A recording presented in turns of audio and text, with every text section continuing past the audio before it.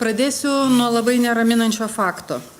Pastaruoju metu ES gimsta bemaž dvigubai mažiau vaikų nei prieš 60 mečius.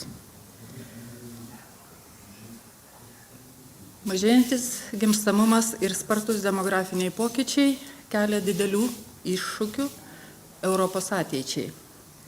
Lietuvoje praeitais metais fiksuotas mažiausias naujagimių skaičius per praėjusius dešimtmečius. Kartu EBPO Lietuvą priskiria prie kelių kitų šalių, kuriuose faktinis gimstamumo rodiklis neatliepia paskutinės tendencijos visuomenėje. Atidėti sprendimai susilaukti vaikų gali ateityje sugrįžti prie išaugusio naujagimių skaičiaus. Bet ar tai bus? Tai didžiausia mįslė, sprendžiama politikų, demografų, visuomenės. Ekonominiai sunkmečiai pragyvenimo išlaidų krizės daro poveikį. Gimstamumo problema paaštrino COVID pandemija, kuri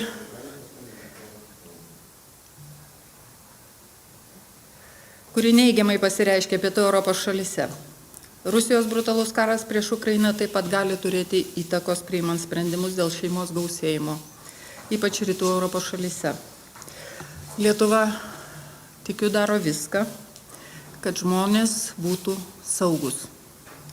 Lietuva nuo 19 metų taiko anticiklinės ekonomikos politikos principus, kad šalies ūkis augtų ir paraleliai vykdo sąlyginai dosnią šeimos paramos politiką, vienos iš ilgiausių apmokamų motinystės atostogų EBPO mastu ir kitos skatinimo priemonės.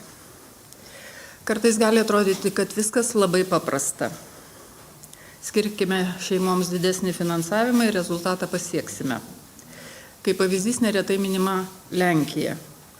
Taip tikrai, jos pavyzdys įrodo, kad padidinta finansinė parama turi teigiamą poveikį gimstamumui ir vėlgi tik trumpalaikį.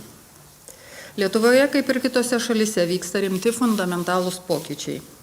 Pirmasis vaikas pagimdomas kur kas vyresniame amžiuje. Vėlyvi nėštumai kelia riziką vaiko ir motinos sveikatai.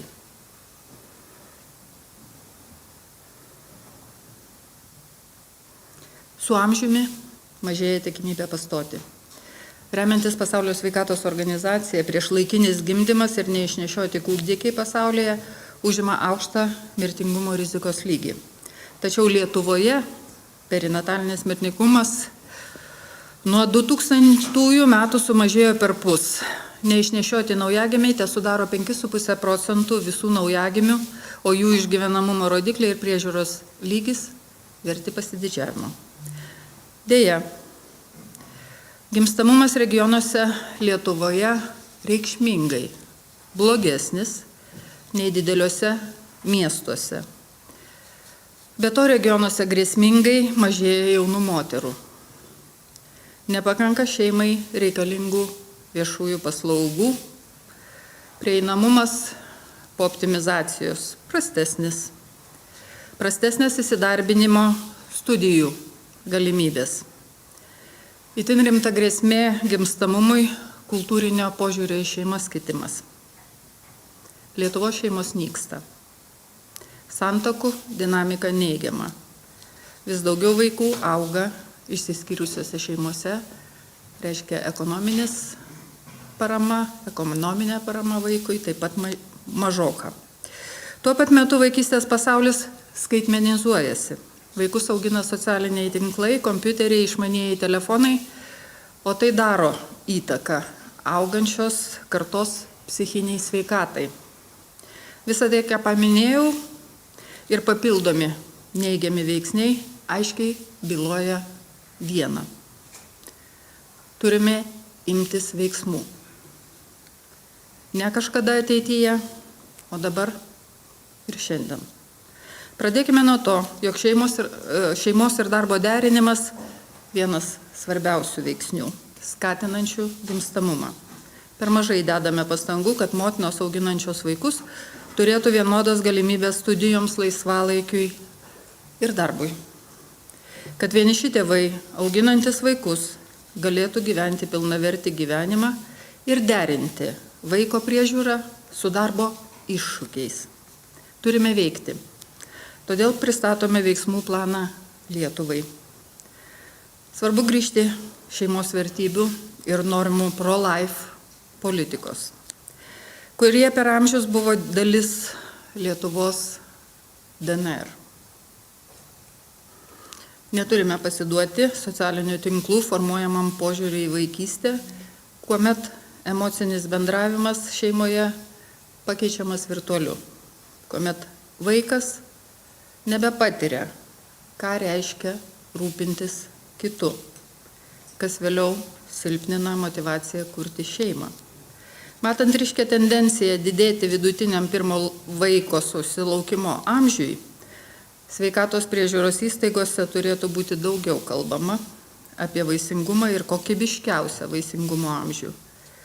Gamtos duotas terminas susilaukti sveikų palikuonių yra ribotas, atidėlioti neverta.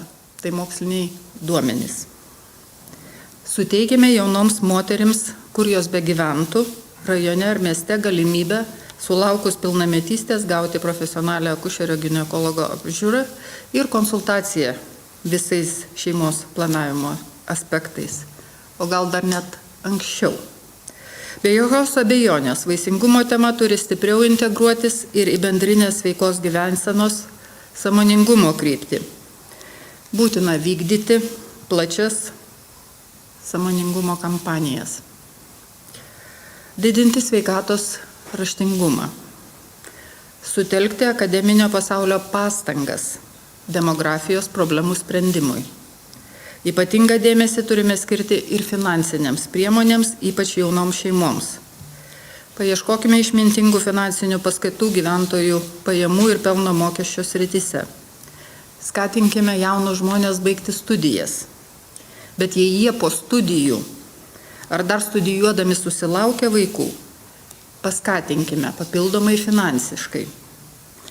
Kaip ir nepamirškime, kad jauno žmogaus darbo stažas yra nedidelis, dėl ko jaunos mamos nėštumo ir gimdymo atostogų metu būtinas adekvatus finansinis pagrindas. Privalome reikšmingai sumažinti regioninę atskirtį. Apmokėjimas už pacientą ar mokinio krepšelį užprogramuoja ligoninių ir mokyklų nykimą rajonuose. Šalyje diskutuokime apie tinkamus finansavimo modelius. Pavyzdžiui, bazinių poreikių finansavimo modelį ligoninėms ir mokykloms regionuose. Atminkime, geriausiai gyventojų darbo ir užimtumo lūkesčius gali atliepti arčiausiai žmogaus esanti valdžia. Ieškokime, kaip įgalinti savivaldybės, numatant atitinkamus įrankius ir svarbiausia finansavimą. Prieinamas būstas, kita šeimų gyvenimo itin svarbi sritis. Municipalinio būsto vystymas, išperkamosios nuomos galimybės, viskas, kas padeda jaunai šeimai įsigyti būstą, yra privalumas. Džiaugiuosi, kad Lietuvos centrinis bankas neseniai priėmė sprendimą sumažinti nuosavą įnašą už pirmą būstą. Tvirta valstybinė šeimos politika turi atsispindėti visuose lygmenyse, sektoriuose ir srityse. Ir būti pamatuojama. Sukurkime rodiklių švieslentę pažangai matuoti. Tai tik dalis darbų ir iniciatyvų, nuo kurių galime ir turime pradėti. Apie kitas galimybės ir priemonės tikiuosi papasakos kartu su manimi spaudos konferencijoje esančios samito dalyvės. Ir mano palinkėjimas pabaigai. Tegul jauna, auganti Lietuva, jauna ir auganti Europa tampa mūsų visų prioritetu.